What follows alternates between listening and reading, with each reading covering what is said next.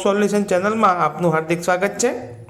મિત્રો, આજે આપણે જોઈશું ધોરણ 5 પર્યાવરણ પાઠ 8 મચ્છર રોગો અને સારવાર ભાગ 2 નું સંપૂર્ણ સોલ્યુશન। મિત્રો, તમે આ ચેનલ ઉપર નવા હોય તો ચેનલને સબસ્ક્રાઇબ કરી લેશો।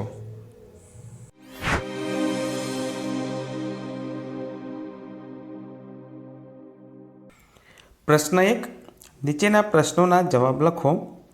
1, તમે લોહીની તપાસ કરાવી છે ક્યારે? તો મિત્રો, તમે જ્યારે પણ તપાસ કરાવી હોય તો તે લખી શકો છો। અહીંયા નમૂના રૂપ છે કે હા, મને 2 મહિના પહેલાં તાવ આવ્યો હતો ત્યારે લોહીની તપાસ કરાવી હતી। 2, મલેરિયા રોગ કયા મચ્છર કરડવાથી થાય છે? તો મલેરિયા રોગ માદા એનોફિલિસ મચ્છર કરડવાથી થાય છે। 3, સૂક્ષ્મદર્શક યંત્રનો શું ઉપયોગ થાય છે? તો સૂક્ષ્મદર્શક યંત્રનો ઉપયોગ લોહીની તપાસ કરવા માટે તથા સૂક્ષ્મ વસ્તુઓ જોવા માટે થાય છે। 4, હિનાને મચ્છર કરડ્યો છે તો તેને કયા કયા રોગ થઈ શકે છે? તો હિનાને મચ્છર કરડ્યો છે તો તેને મેલેરિયા, ડેન્ગ્યુ, ચિકનગુનિયા, ફાઇલેરિયા જેવા રોગો થઈ શકે છે। 5, નમનના ભોજન પર માખીઓ બને છે તેનાથી તેને શું શું નુકસાન થઈ શકે છે?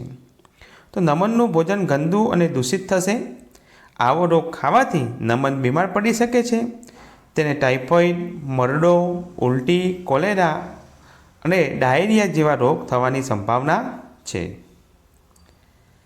પ્રશ્ન 2, નીચેના દાક્તરી રોગ નિદાન રિપોર્ટનો અભ્યાસ કરી પ્રશ્નોના જવાબ આપો। અહીંયા તમને 2 રિપોર્ટ આપવામાં આવે છે। પ્રથમ મહેશનો રિપોર્ટ છે ને બીજો રેશમાનો રિપોર્ટ છે। બંનેનો અભ્યાસ કરવાનો છે। મહેશની રોગની ઓળખ છે એ પાંડુ રોગ છે, એનેમિયા છે, અને રેશમાની પણ રોગની ઓળખ પાંડુ રોગ, એનેમિયા છે। બંનેનું હિમોગ્લોબિનનું પ્રમાણ અહીં આપેલ છે કેટલું છે એના પરથી પ્રશ્નોના જોઈએ।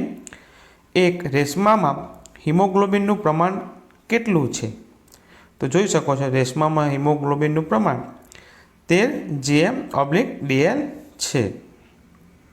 2, આ દાક્તરી રોગ નિદાન રિપોર્ટ કયા રોગને લગતો છે? તો પાંડુ રોગ, એનેમિયાને લગતો છે।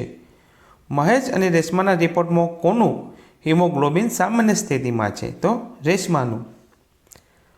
લોહ તત્વની ખામી દૂર કરવા કયો ખોરાક લેવો જોઈએ? આ થાળીમાં લખો। તો લોહ તત્વની ખામી દૂર કરવા માટે આપણે લીલા શાકભાજી, પાલક, મેથીની ભાજી, ફણગાવેલા કઠોળ, સૂકા મેવા લેવા જોઈએ। પ્રશ્ન 3, ખરા ખોટા જણાવો। 1, આફતાબે બજારનો ખુલ્લો ખોરાક ખાવો જોઈએ તો ખોટું।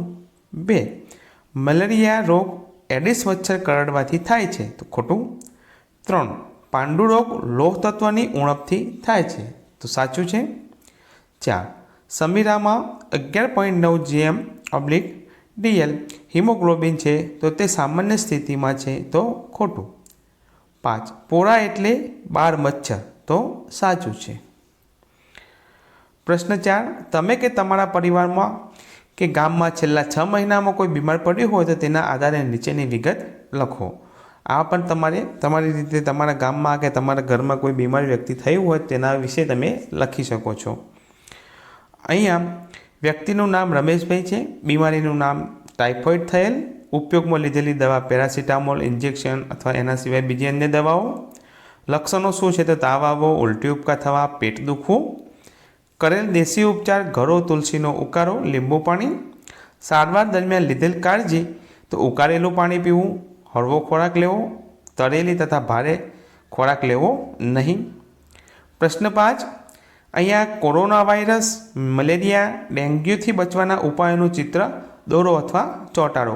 અહીંયા કોરોના વાયરસનું અથવા મલેરિયાનું અથવા ડેન્ગ્યુનું એના બચવા માટેના ઉપાયનું ચિત્ર દોરવાનું છે અથવા અહીંયા ચોંટાડવાનું છે। જોઈએ આપણે અહીંયા કોરોના વિશે જાગૃતિ વિશેનું ચિત્ર છે કે આપણે કોરોનાથી બચવા માટે સર્જિકલ માસ્ક પહેરવો જોઈએ, પાણી સેનેટાઈઝ કે સાબુથી હાથ ધોવા જોઈએ, પાણી સાથેના સંપર્કમાં ના આવો, કાચું ખાવાનું ન ખાવું, રાંધેલો ખોરાક ખાવો, હાથ ધોયા વિના આંખ, નાક કે મોઢાને ના સ્પર્શો, છીંક ખાંસી વખતે મોઢાને ઢાંકો, બીમાર લોકો સાથે સંપર્કમાં ન આવો અને સમયસર પૂરતી ઊંઘ કરો. આ બધા કોરોનાથી બચવાના ઉપાયો છે. આમાંથી પણ કોઈ ચિત્ર આપ દોરી શકો છો. પ્રશ્ન 6. નીચે આપેલા ચિત્રનું તમારા શબ્દોમાં વર્ણન કરો. અહીં ચિત્ર આપ્યું છે તો આ ચિત્રમાં એક ગામનું ચિત્ર છે. ચિત્રમાં ખાડા પૂરવામાં આવે છે. પાણીનું માટલું ઢાંકવામાં આવે છે. ખુલ્લા વાસણોમાં ભરાયેલ પાણી ખાલી કરવામાં આવી રહ્યું છે. ઊંઘવા માટે મચ્છરદાની વપરાય છે. આમ માખી અને મચ્છર ન થાય તેની પૂરતી કાળજી રાખવામાં આવે છે. પ્રશ્ન 7. આપણી આસપાસના વિસ્તારમાં મચ્છરનો ફેલાવો ન થાય એ માટે શું કરવું જોઈએ? જવાબ: પાણીથી ભરાયેલ ખાબોચિયા પૂરી દેવા જોઈએ. નાના પાત્રો, ટાંકી, ટાયર, ઘડામાં પાણી ન ભરાઈ રહેવું જોઈએ.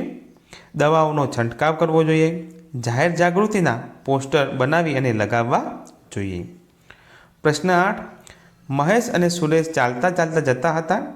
અચાનક સુરેશે કહ્યું કે આ વિસ્તારોમાં રોગચાળો સતત રહેતો હશે. તેણે આવું શાના આધારે કહ્યું હશે? કેમ કે સુરેશને આ વિસ્તારમાં ઠેર ઠેર ગંદકીના ઢગલા જોવા મળ્યા હશે. માખી અને મચ્છરનો ઉપદ્રવ હશે. છત તેમજ આંગણામાં પાણી ભરાતું હશે. તેના આધારે એને એવું લાગ્યું હશે કે ચોક્કસથી એમ કે આ વિસ્તારમાં ગંદકીનું પ્રમાણ, રોગોનું પ્રમાણ વધારે રહેતું હશે. પ્રશ્ન 9. દર્પણ ડાયરીમાંથી તમારા વર્ગના 5 વિદ્યાર્થીઓની માહિતી કોષ્ટકમાં ભરો.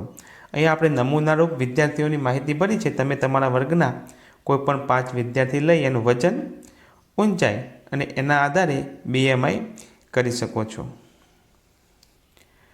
પ્રશ્ન 10. મુકેશને મુસાફરી દરમિયાન ભૂખ લાગી હતી. તેને નાસ્તો કરવાની ઈચ્છા થઈ. આગળ જતાં એક જગ્યાએ તેનો પ્રિય નાસ્તો મળતો હતો, પરંતુ તે સ્થળે નાસ્તો કરવાનું મુકેશને યોગ્ય ન લાગ્યું. ભૂખ લાગી હોવા છતાં મુકેશને તે સ્થળે નાસ્તો કરવાનું યોગ્ય કેમ નહીં લાગ્યું હોય? તમારા વિચારો જણાવો. તો કદાચ નાસ્તાની દુકાનવાળા ભાઈ યોગ્ય સ્વચ્છતા જાળવતા નહીં હોય, અથવા તે જગ્યા ખૂબ જ ગંદી હશે. નાસ્તો ખુલ્લો હશે અને તેના પર માખીઓ બનતી હશે. તેથી મુકેશને નાસ્તો કરવાનો યોગ્ય લાગ્યો નહીં હોય. મિત્રો, આ તો આપણું સોલ્યુશન. આવા તમામ સોલ્યુશનના વિડીયો જોવા માટે ચેનલ સાથે જોડાઈ રહેશો અને ચેનલને સબસ્ક્રાઈબ કરી લેશો. આભાર. ધન્યવાદ.